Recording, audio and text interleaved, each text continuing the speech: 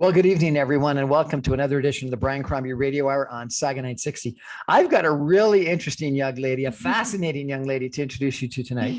I came across her, I'm not quite sure how, on Instagram. Someone recommended I check her out and check out the Instagram, not her. And I found it fascinating because it's called Shopping for Men. And I was like, I don't know what it's all about, but I want to introduce you to Stacie. She's an unabashed 43-year-old, twice divorced, single mother of an amazing 16-year-old daughter and the best black lab shelter mutt she could ever imagine. She's a pharmaceutical and medical device sales professional by day and a writer, podcaster, cooker, and baker enthusiast by night. She is a true extrovert with a passion for helping people. She has launched a podcast called Man Shopping. And it's a silly comparison between online shopping and online dating. On the Man Shopping with Stacie podcast, she shares real, transparent stories from her own personal life for all of our amusement and inspiration. We'll get practical tips and strategies and lots of laughs. Stacie, how are you? Welcome to the show. I'm worn out, but great. How are you? How did you, why did you, when did you, like, what goes? How did you launch this podcast and website and Instagram? Yeah. So I tell everyone I took full advantage of extra time on my hands during COVID. I'm one of those people who's always had a lot of creative energy and not a lot of time at my disposal. And so during COVID, although I was working remotely, I found that I had this idea, to write a book. Really is how everything started. I was dating online, and my friends were like, these stories are golden. You must do something with this. And so I thought, well, I've always wanted to write a book. I guess I'll start there. And in researching, marketing a book, I found all of this information on, it's a great idea to start a podcast, to support your book and to build an audience. And now podcasting is like my baby. Like, I think I was born to be a podcaster. I enjoy it so much. There's just so much negativity and defeatist attitudes surrounding dating after divorce in particular.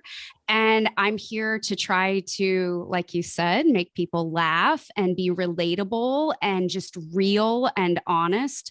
I'm learning, and I'm sharing my learnings with others. What do these men think about when they become the subject of one of your podcasts? Oh, I've definitely spoken to many of the men that I've gone on dates with. I am not a man basher at all, at all. And so if anyone reads any of my Instagram posts or listens to any of my podcasts, they'll know everything's anonymous. I use nicknames for everyone. I may poke a little fun, but I poke more fun at myself than the men. So is it like the bad stories about how dumb guys can be, or like, what is it that you're making fun of? Yeah, not really. It's not really the dating fails as much as just the realities of what it's like to date. Stupid things that I've said, things that have caught me off guard, such as I've spoken a lot about, I started dating at 42 and I'm 43 now. And I was absolutely shocked on my very first date that I was asked, how do you feel about babies? And I'm like, or children. And I'm like, I have one. She's 15. Like, I never thought that a 45-year-old man would ask me about having babies. I thought it was obvious maybe that I probably wasn't up for that. In saying that, I totally understand people have children in their 40s. I think I was caught off guard, one, because it was a first date, two, because my brain had never gone there before. I had never thought about having another baby. So he just caught me off guard. And three, my child is in high school. So that's a real big, gap. So I talk about things like that, just things that I'm learning from. And so one of the rules is don't ask Stacie or anyone on the first date, how do you feel about having a baby? Actually, I give that guy a lot of credit because he's a bachelor and he's never had any children. And he didn't want me to assume that he wanted children of his own. He wanted me to know that he was happy and at peace if he had a child or if he didn't have a child of his own. So I think he wanted to kind of, you know, reach out to me in a way that I understood where he was coming from. I don't think he was really questioning me as much as he wanted to clear the air on the subject, because he has probably himself been the subject of a lot of doubt, you know, from the women that he's gone out with. So the most important question is, did you get a second date? We did go on a second date, but you know, what was the question he asked on the second date? Oh, the second date. So I call him Detective Daniel. He is not in law enforcement, but I call him Detective Daniel because he pummeled me with questions. He asked me more questions than any other man I have ever met. And I think it came from a place of real curiosity, and it was fun. And he was the first man that I had met on Bumble and interacted with. And so it was kind of a lot of, you know, self-exploration for me, because it was things I hadn't thought about in a long time. Simple questions like, you know, what's your favorite movie? I mean, I hadn't even really considered, let me think about that. I love movies, you know, to deeper questions. So one funny thing he did, and I talk about this like on the podcast and in the book, he came over to my apartment. At one point we went out on, I think, 4 dates, and he came over to my apartment, and he walked around my kitchen, and he happened to open what was my pantry. And I was just mortified because he is a huge fitness buff. And he's one of those like meal preppers who eats like ground turkey and broccoli like 5 times a week. And I've said, like, I cook a lot, I bake a lot, I love food, but I also had a kid, you know? And so there was like junk food in the pantry that he opened. Oh, and he was disgusted. And well, no, he didn't act like it. He just was curious, just like he was just like looking around. And I was like, in my back of my mind, though, I was like, oh my God, what is he going to think of that? I think there's like Cheetos in that pantry, you know? And he was like looking at every book on my shelf. And I'm like, oh my God, he's going to judge like my Brene Brown self-help section on my shelf or whatever. But he was just a curious guy.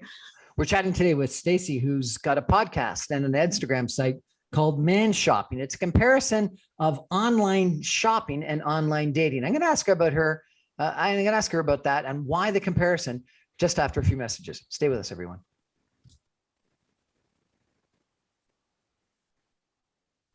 Welcome back to the Brian Crombie Radio Hour, Saga 960. I'm having a lot of fun tonight interviewing, not pummeling with questions, but interviewing Stacie, who runs a podcast and an Instagram account called Man Shopping. And it's a story about her online dating, and she compares online shopping to online dating. Stacie, what's the comparison between online shopping and online dating? Yeah. So I was talking to my girlfriends whenever I got on Bumble for the first time, and I'm like, this is like man shopping. Like, I look at an image of a man and I size him up after I've already set filters, right? So like I compare like shoe shopping. If I'm on Nordstrom's website and I'm looking for a pair of heels, I'll set a filter for size 6.5. I could set a price range, a color, you know, all of these different things. And on a dating site, you do the same thing. You're looking for, you know, someone with a certain level of education or in an age range or similarities with religion or whatever. Height, that's a big filter for women too. So really, what's the filter for women? It's got to be taller. It's easy for me. I'm 5'2". I'm not, so it doesn't. So. But do you want someone that's 6'6"? No, it gets awkward. I've dated several men who are like in that, several, like maybe 3, who are 6'4" to 6'5", and I'm pretty tiny next to them, but I have dated some tall guys in the past. But you wear like the 5-inch stilettos? Always. Always, because it looks ridiculous if I don't. I look basically, I mean, almost average height with very tall heels on. But yeah, that's what I think of. I'm like, I'm setting filters, I'm making snap decisions. Yes, no, off of nothing but images. A few. I'm not expert at this, but Uh-huh. aren't there like descriptions of their resume and so it's more than an image, is it not? It's more than an image, but it's pretty surface level. Most people, it's like I can see their occupation. Sometimes I'll know how many children they have or the ages of their children, but not always. Some of their interests, whatever they reveal, if they're into reading books or going to concerts, or if they're a golfer or whatever. But it's pretty basic and not a lot of depth. It feels pretty shallow, and quite frankly, it feels really shallow because I feel like people. But then you're doing it. If it's shallow, why are you doing totally it? doing it?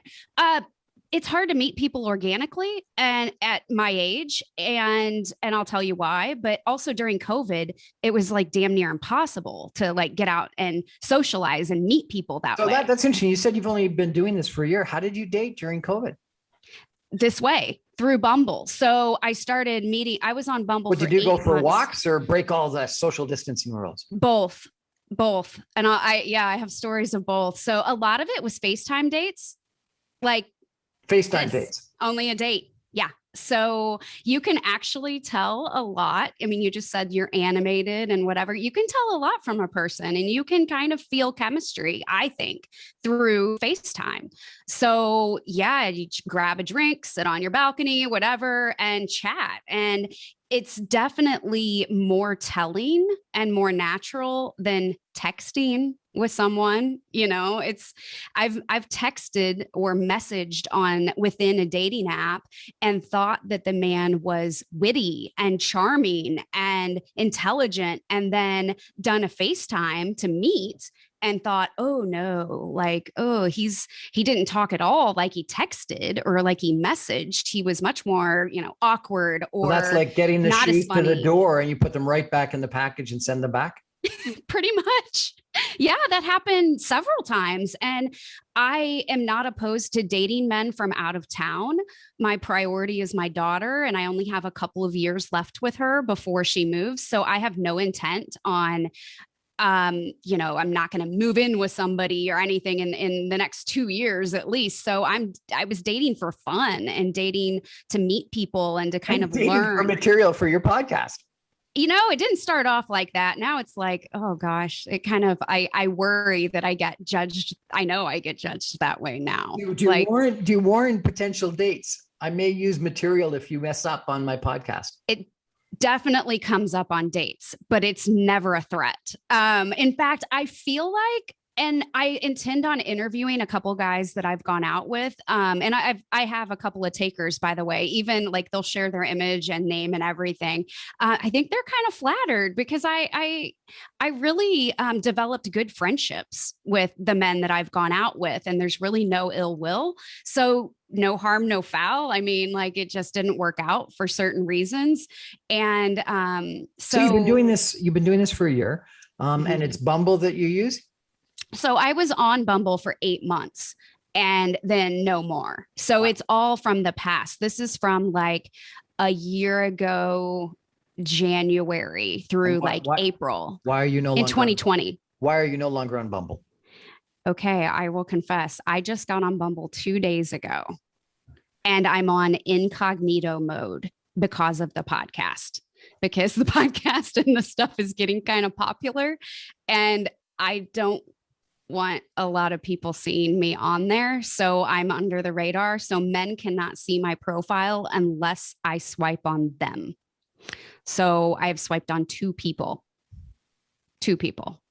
and I've chatted with them. But that's all that's happened so far. And yes, I absolutely will tell them. They'll know. I mean, I'll share I told one of them out of the gates, and I haven't told the other one.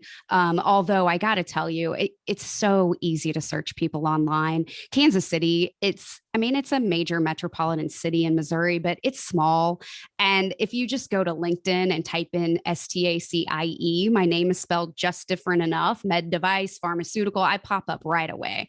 You Google my name and it's like, wow, it never used to be that way. So it's definitely, it will change the course of how I date for sure. It already has. I mean, I was set up by a matchmaker and the man canceled because he figured out who I was.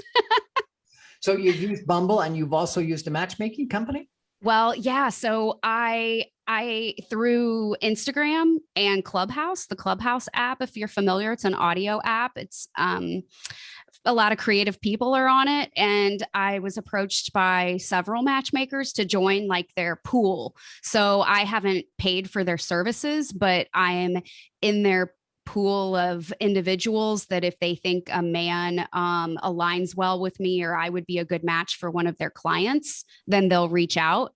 And that happened one time in the past few months. It was probably 3 or 4 months ago. And I accepted the date just blind. I mean, I don't know who the man is.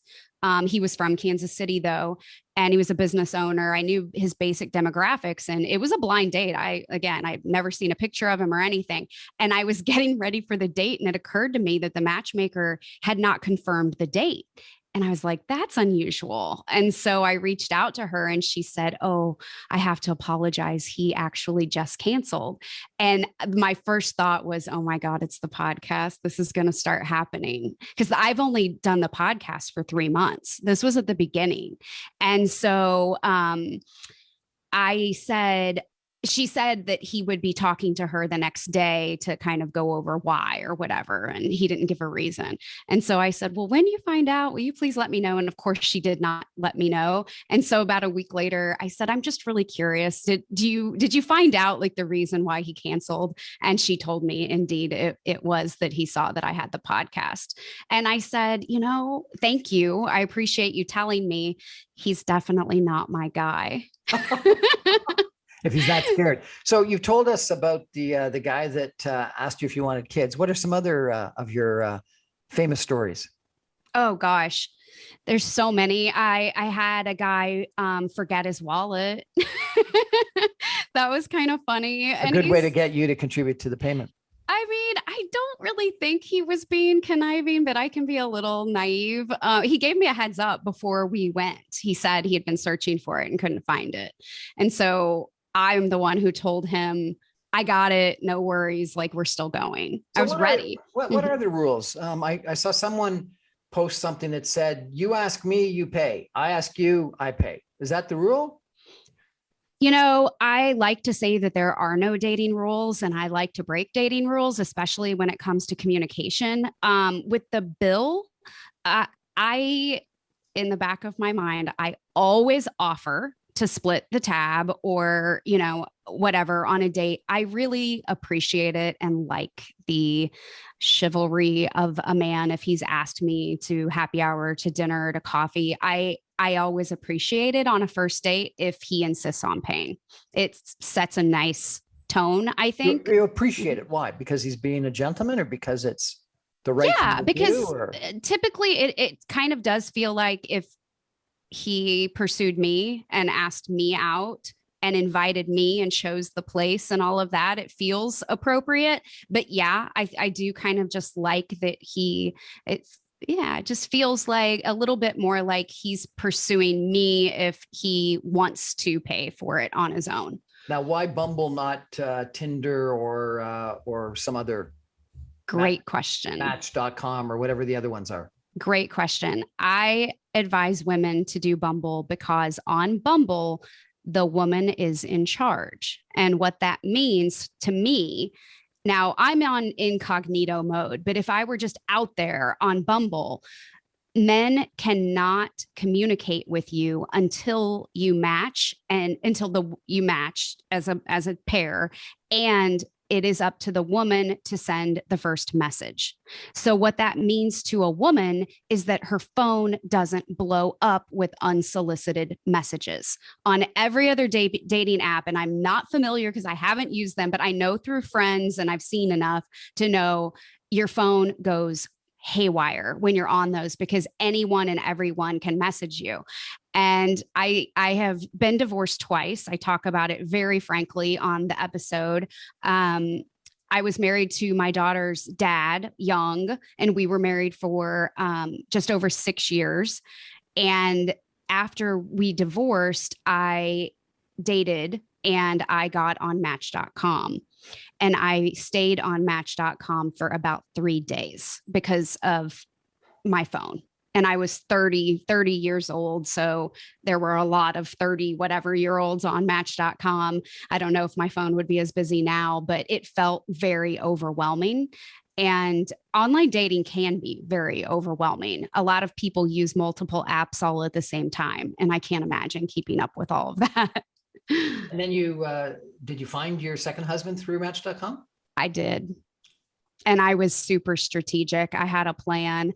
I got on Match.com with creating a very basic profile. I don't think I didn't upload a photo. I just kind of scoured the men, and I found like 3 men that I thought I was interested in. And so like late at night, I hopped on, I added my photos, added really descriptive, true, honest, transparent things about myself. And I sent messages to the 3 or 4 men that I had already predetermined who they would be.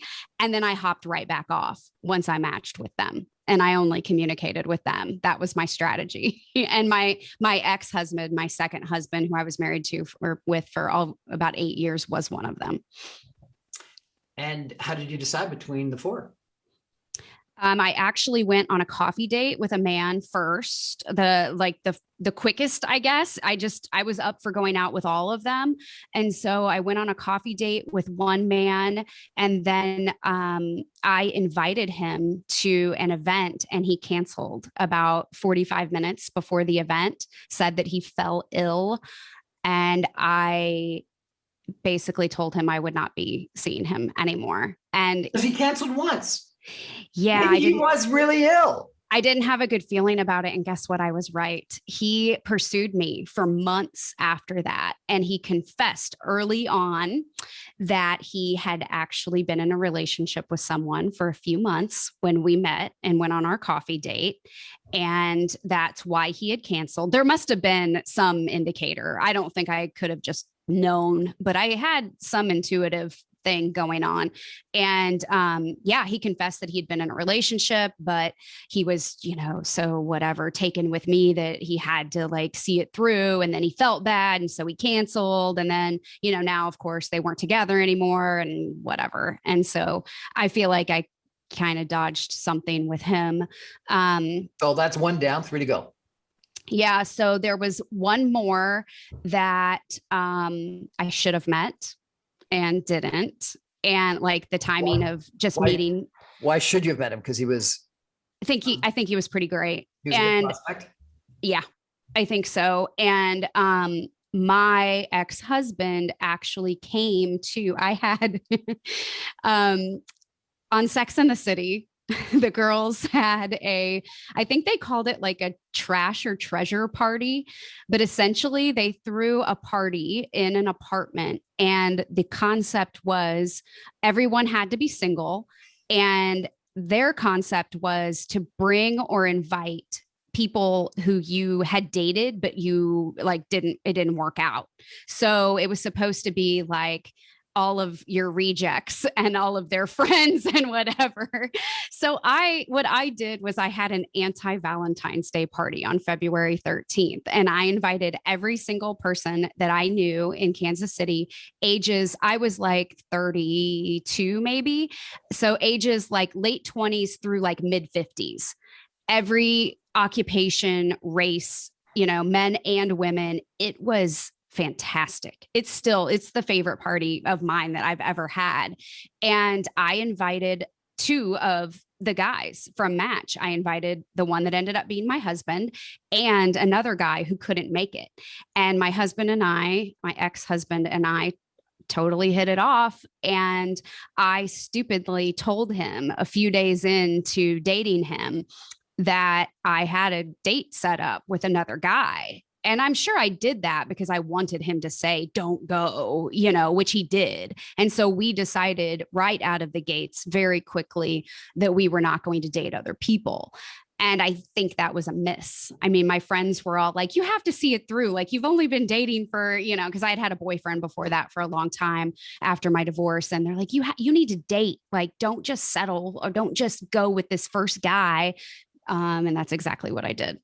And that was actually really good advice from my friends. That's the advice I would give to women now. Is to date a whole bunch of different people and check them out. Play the field. I think it's important to learn what you're looking for, and especially soon after a divorce, I think it's important to give yourself some time to really know who you are. What if you find someone special, but they want to get exclusive and commit earlier than you want? I mean, if you're ready for it, like, I would condone it if the person feels healed, healthy, you know, able to contribute. But I don't know. I'm 2 years out from my second divorce. Oh my Lord, have I come a long way. I mean, I look back on things that I thought and said and did. The book and the podcast are the best forms of self-discovery I could ever imagine, because in retelling my stories, it's so educational, not just for the listener, but for me. I'm like, why did I do that? Do you tell the story of the divorce or just of the dates? I have told stories of my divorce. I kind of set it up in my very first episode of Man Shopping with Stacie. It's episode 1. What the hell is man shopping? And I describe the similarities between online shopping and online dating. And I also want to get to know, you know, I want people to get to know where I'm coming from.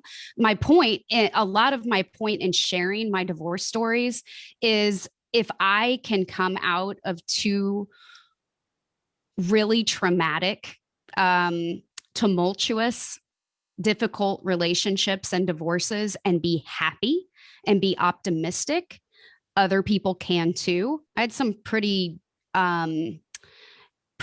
abusive stuff going on in my marriages. And so it's taken a lot of time and a lot of work, you know, I listened to a lot of podcasts. I've read a lot of books. I've done the therapy stuff. And now I'm pretty much just floating around in life trying to learn from myself and others.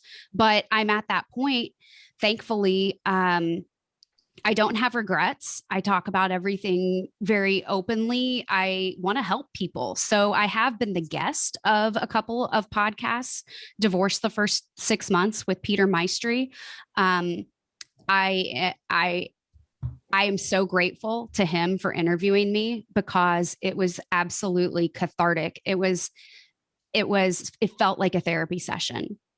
Peter asks very few questions, and you can tell I can talk. So I just poured out everything that happened in my second marriage, and didn't really expect to say some of the things that I said, but I was like, you know, it's all like, it feels really good, because it was stories like what I told that helped me understand what was going on in my marriage and helped me to leave. And, I'm grateful to the podcasters who helped me. And so I hope that, you know, for many years to come, people can hear that message and the story I told, and that it helps other people too. Stacie, if people want to check out your podcast, how do they do that? Yeah, it's everywhere. Search Man Shopping with Stacie, Stacie, Apple, Spotify, Pandora. I have a website, Instagram. It's everywhere you can listen to a podcast. We're chatting with Stacie tonight about man shopping, which is comparable, she says, to online shopping. We're going to take a break for some messages and come back more with Stacie. And I'm going to ask her a little bit about the trauma and the traumatic experiences she went through. Stay with us. Welcome back to the Brian Crombie Radio Hour, Saga 960. So I'm having an education tonight on online dating, or at least the trials and tribulations of online dating, with Stacie Wimer, who runs an Instagram site and a podcast called Shopping for Men, and it's all about comparing online dating with online shopping, and it sounds kind of interesting. So, Stacie, you said that there was a lot of abuse in your relationship and trauma that you had to get over in both of your marriages. Can you share any of that with us? Yeah, absolutely. I share these stories largely because I want to help other men and women like me who are in unhealthy marriages. So, in my first marriage with my daughter's dad, as I told you earlier, we were young. We were intense and our courtship was really fast. We fell hard and heavy, and I missed a lot of flags that I think as I've gotten older, I think I would have caught on to. He didn't have good relationships with his siblings, didn't have a lot of friends. He kind of isolated himself. And as I discovered in dating him later and in conversations with some of his family members, they're like, well, he's hot-headed. He has a temper. And I'm like, I've never seen that, surely that could never turn on me because, he loves me and adores me so much. But back then he had a tremendous temper. And I found myself, we were married within a year and I was 23 years old.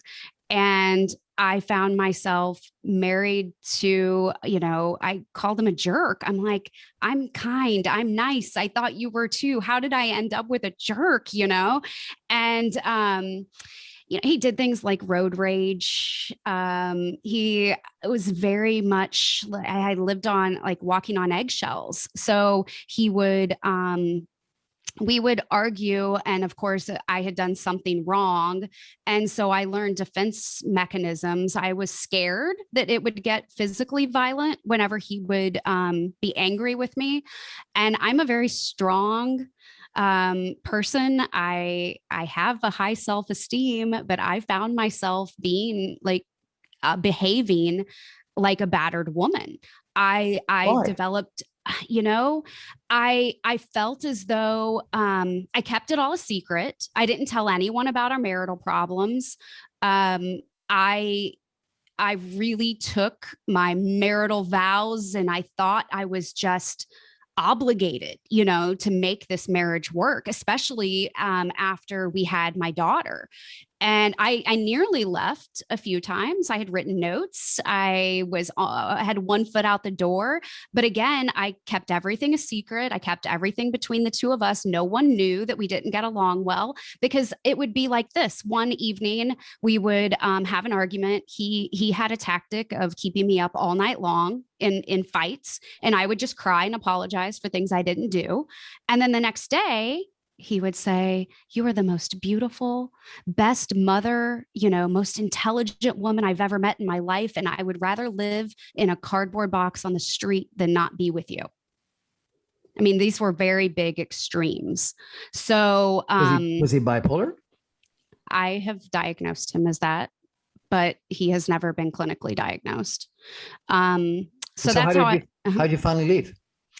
I felt like I had a moral and I guess religious reason, like that was acceptable. He had an ongoing emotional affair. I don't know if it was ever physical, but I know it existed throughout our marriage. I read emails. There were phone calls. I never left. I confronted him about it and stayed with him for years. I mean, even when I was pregnant, I read emails between him and her and never left. And then one night he was out of town and our landline had a ring at like 10 p.m. on a Friday. And it was, "You tell your husband to stay away from my wife and my kids." And I knew exactly who it was. I said, "Oh, you're the husband. Okay, could we talk?" And he did. He stayed on the phone with me and told me what he knew. And I told him what I knew. And that's when I decided that it was time to get a divorce. Oh But my that's what it God. took. I mean, it took years and years of going through so many hard things because I did love him. How About could you 50. Mhm. how could you love him through all that? I don't know. I don't know. Did I you just mean, want to have a successful marriage? Was it I just think society so. or religion that had? Yes, all of it. I say this a lot and I hate that it sounds kind of like an excuse, but I was raised in a small little country Baptist church. And where I came from, there wasn't a lot of divorce and there was a lot of feeling in, I felt as though um, I single handedly could keep the marriage together, regardless of what he was doing or whatever. And I didn't understand until after that marriage ended that, God wouldn't want me to be abused for 7 years. That's not how things work. So it was rough. I Sounds mean, like you rushed into the marriage when you I were too, did. and you didn't study him enough and know him enough, know him well enough. Did you make the same mistake the second time? Yes. Yes, I did. Why? Um, Why didn't you learn from your first mistake? I don't know. I think I know a few reasons. I I went from that marriage into another relationship pretty quickly, and I probably would have married him if he would have asked me. I mean, I wanted a family. I wanted a husband. I wanted I wanted more children.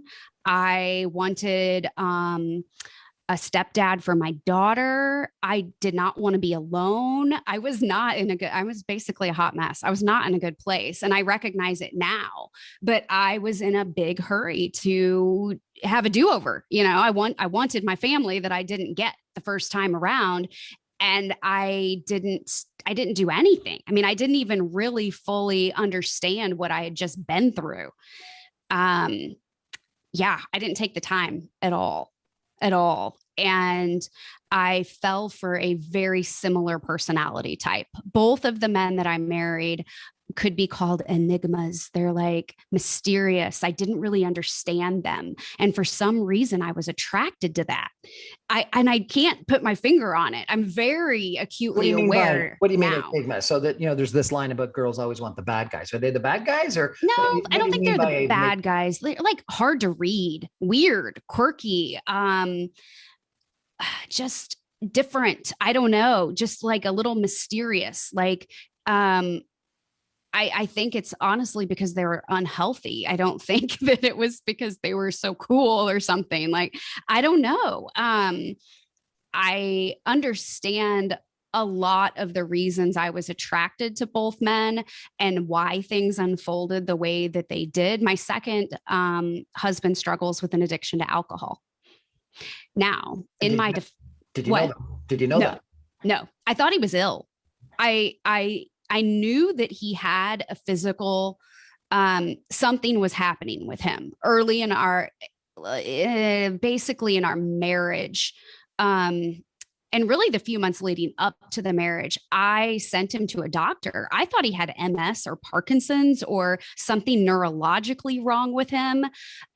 He hid his alcohol addiction like you wouldn't believe. He's happy, even tempered, didn't slur, didn't seem inebriated or incapacitated ever. I couldn't tell. I mean, I would drink wine with him at night, and he was drinking in excess in addition to that. And I had no idea. Had no idea. And so if he was happy and all this, Mhm. what was traumatic? He had his second DUI 1 month after we got married. That was very traumatic. He lost his job. He was in a company vehicle. And I had that same kind of decision to make. Do I stay with him through this? Now I get it. I know what's happening now. There's no hiding it. Um, or do I stand by him and try to help him? And that's what I chose to do. And again, I kept all of it a secret. My parents, my friends, my parents didn't know that this had even happened for like maybe 10 months. I broke down at some point because he was unemployed for almost a year and I was carrying us financially, emotionally, like physically in every way possible. And I broke down at some point. I remember I was in an airport, so I must have been traveling for work. And he finally said, I'm going to call your parents and tell them what's happened. And I was like, thank you. And so once they knew, that helped, because then I had the support I needed. His parents knew out of the gates because we told them together. I think the only reason we told them was because he thought that they could help him with his career. Right. He thought that their connections could help with that, and it didn't. Did he become abusive as well? Yeah, he's crafty though. He's subtly abusive. He's more of a personality disorder, like low grade narcissist. Like he's not above and beyond, but he has his first marriage was to a woman. If we're going to talk about like narcissist extremes, like he was somewhere a little above normal. Like we all are on this spectrum somewhere, with an ego and whatever. This woman was like off the charts, had no regard for her own children's feelings, put herself above everyone.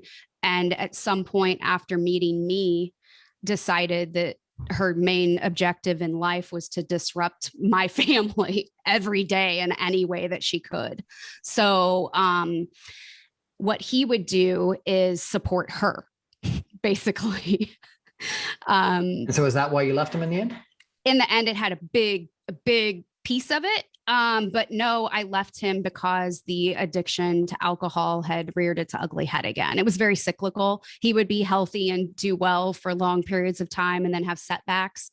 And his last setback in our marriage involved driving our children under the influence. I caught him 2 or 3 times and I just said, I'm not doing it anymore. And I took my daughter and we left within 3 months. I mean, I wanted him to get therapy. And so I offered resources and help and tried to work through things with him for a matter of time and gave him what I felt like was enough opportunity. And during that time, he didn't know if he was attracted to me, didn't know if he was in love with me anymore. And he offered no change. He said that he was going to quit drinking on his own and that he had it all under control. So he literally gave me nothing to work with. And so my daughter and I moved out and my life has been peaceful and happy. Until you started dating on Bumble. No, and that's then you okay. added some excitement to it. But seriously, what you said was that you've gone through a metamorphosis. You've gone through a learning process in the last couple of years since your divorce. How many years has it been?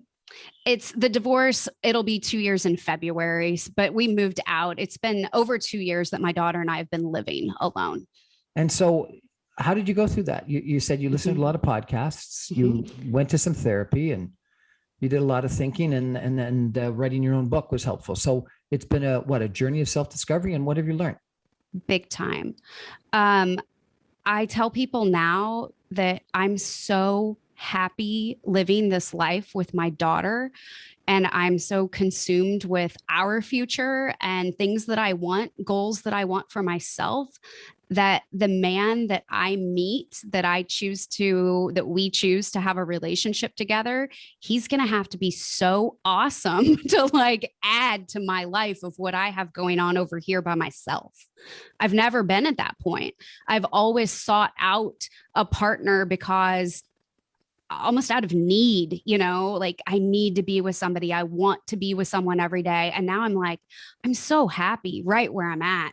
I love the idea of falling in love again someday. I absolutely will take my time and be cautious and all of those things that I've learned. Is that attitude going to change once your daughter goes off to university? I kind of stress about that sometimes because I don't feel alone yet. because I have my daughter at home. Now, I will say she started driving, she nannied all summer, and she has friends, and like life has changed a lot since she started, having her own car. But I do wonder that if I'll feel more lonely or my priority of dating will be higher after she leaves. I don't know. We're chatting tonight with Stacie Wimer, who runs a website, a podcast, a Instagram about shopping for men. And she has been shopping for men on online, and she compares it to online shopping for clothes and other things. Fascinating conversation. We're going to take a break and come back with some concluding comments in just a minute. Stay with us.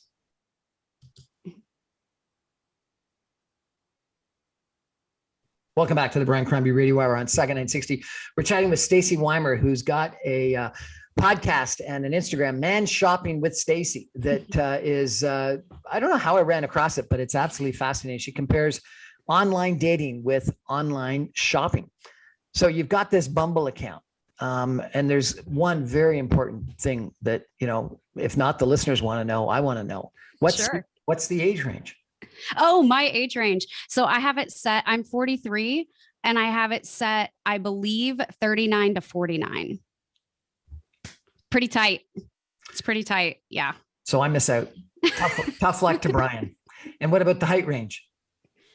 I think I have it set at like 5'9" to like 6'4". Okay.